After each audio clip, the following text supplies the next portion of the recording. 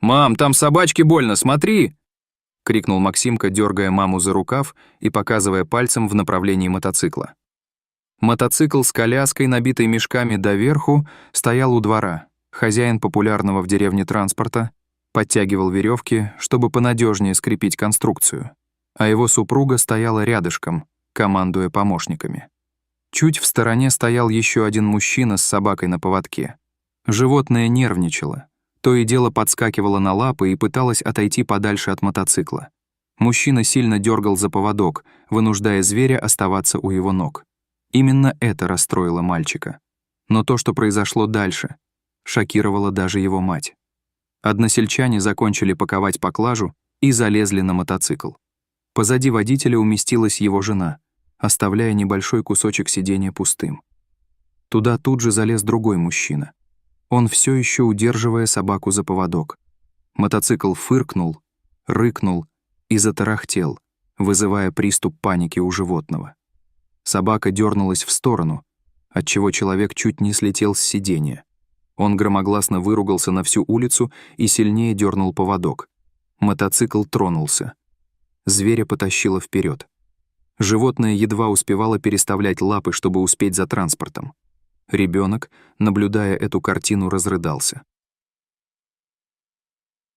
Мальчику было невероятно жаль собаку. Хотя он и не понимал, что такой способ передвижения может стоить животному жизни. Мать растерянно оглянулась в поисках мужа. К счастью, тот уже стоял рядом и видел все произошедшее. Объяснять ничего не пришлось. Мужчина бросился мотоциклу наперерез. Транспорт тут же притормозил. Односельчане радостно поздоровались. «А собаку куда?» — поинтересовался отец мальчика. «Домой! Охранника купил!» — похвастался сосед, дергая за поводок запыхавшегося пса. «Кто-то кур таскает по ночам. Посажу на цепи возле курятника. Пусть охраняет. Прежние хозяева обещали лютого охранника, но пока дергается от каждого звука. Не будет у тебя охранника, если так тащить будешь», — заметил отец Максима. «Но не пешком же мне идти почти 20 километров», — пожал плечами собеседник. «А собака должна быть выносливой. Пусть бежит. Давай мы тебя подвезем, а то выпадешь с мотоцикла. Тем более нам по пути». Это предложение понравилось всем. Односельчане на мотоцикле укатили вперед, а собаку с ее новым хозяином разместили на заднем сидении машины рядом с Максимом. Мальчик пришел в восторг от пушистого соседа. Слезы высохли, стоило животному приблизиться к машине. Ребенок протянул ручки, и собака тут же ткнулась в ладонь мокрым носом.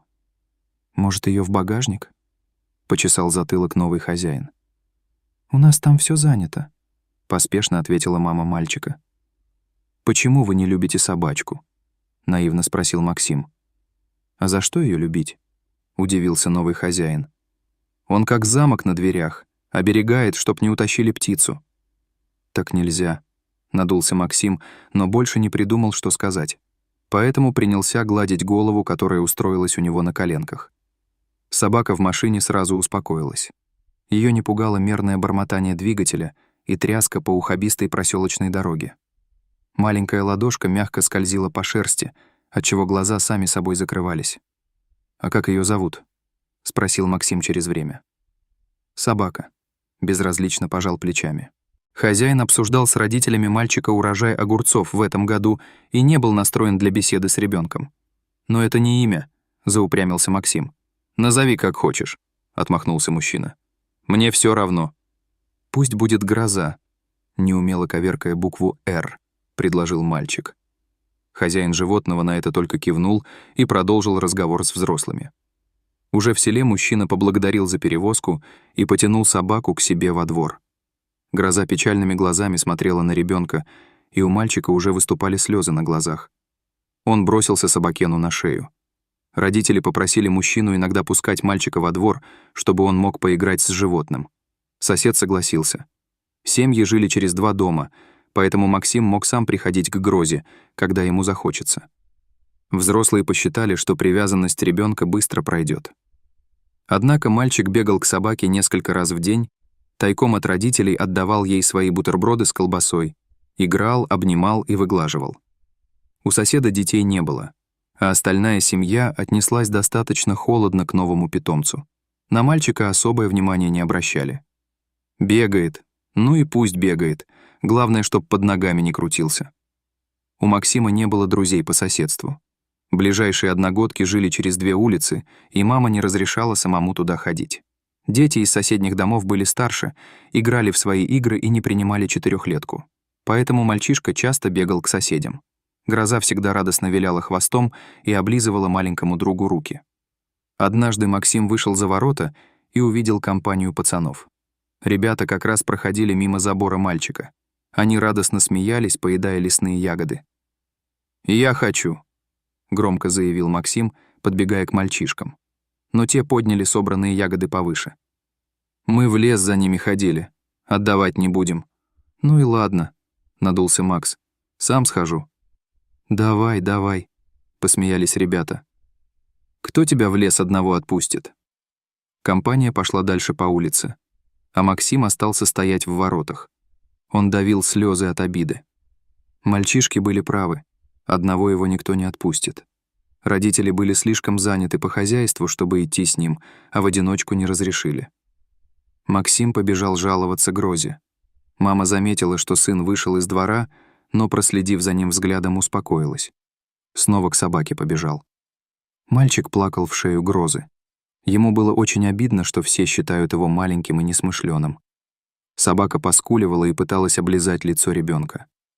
Внезапно Максим резко отстранился. Его личико приобрело решительное выражение. Ребенок потрепал Грозу за ухом и вышел со двора, но пошел не домой, а в сторону леса. В разгар дня на улицах практически не было людей. Все были заняты своими делами в домах или на огородах и не обращали на ребенка никакого внимания. Максим свернул на грунтовую дорогу к лесу и вскоре затерялся среди кустарников. Мальчик думал, что ягоды ждут его сразу на опушке. Но сколько бы он ни оглядывался, ничего похожего на плоды не видел. Максим посмотрел назад.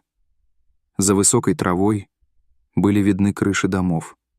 Ребенок решил, что ничего страшного не случится, если он прогуляется чуть глубже.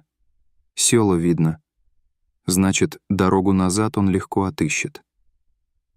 Вскоре мальчик увидел впереди маленькие красные точки — землянику.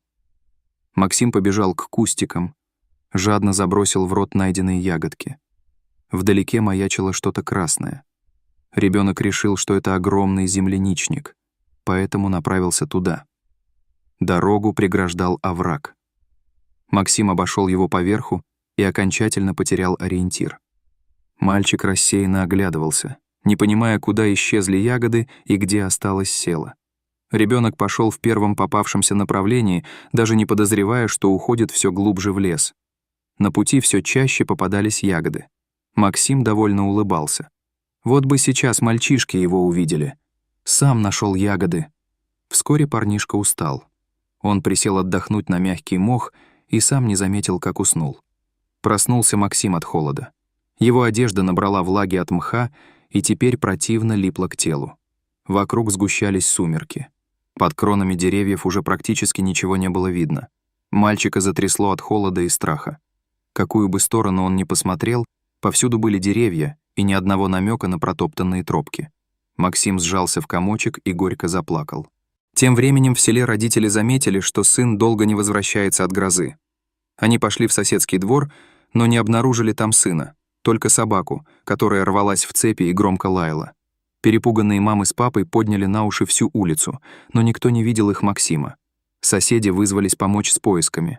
Односельчане проверяли сараи и дома, заглянули в садик, школу, к друзьям Максима на дальних улицах, но никого не нашли. К вечеру все село гудело. Кто-то из мальчишек вспомнил, что Максим хотел отправиться в лес. Толпа переместилась туда, но никто не знал, в какую сторону пошел ребенок.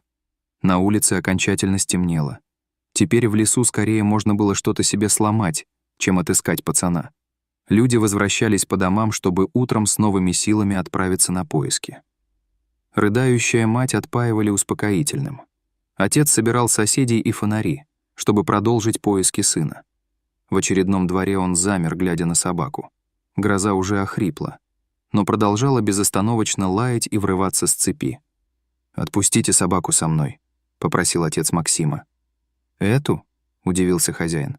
«Она же не ищейка. Даже сторожить нормально не может. Зря только деньги потратил на нее. Ищейка не ищейка, запах моего сына отлично знает. Может, и найдет, а нет, так мне компанию составит». Грозу отстегнули от цепи и привязали к поводку. Собака сразу же потянула мужчину в сторону леса. Она уверенно шла вперед, изредка принюхиваясь к земле. Отец мальчика едва успевал за животным. Поведение собаки заинтересовало нескольких односельчан, и они решили не ждать утра, а посмотреть, что нанюхает гроза в лесу. Собака внимательно обнюхивала каждый куст, подолгу крутилась на определенных местах и потянула в обход. Гроза снова принялась громко гавкать. Люди звали мальчика по имени. Вскоре до них долетел тихий ответ. Собака так рванулась вперед, что вырвала поводок из рук мужчины. В какой-то момент поисковая группа потеряла собаку из виду, но вскоре Гроза снова загавкала. Люди пошли на звук. Они удивлялись, как 4-летний ребенок мог так далеко уйти в лес. Когда мужчины добежали до Максима, мальчик сидел, вцепившись ручками в шею собаки.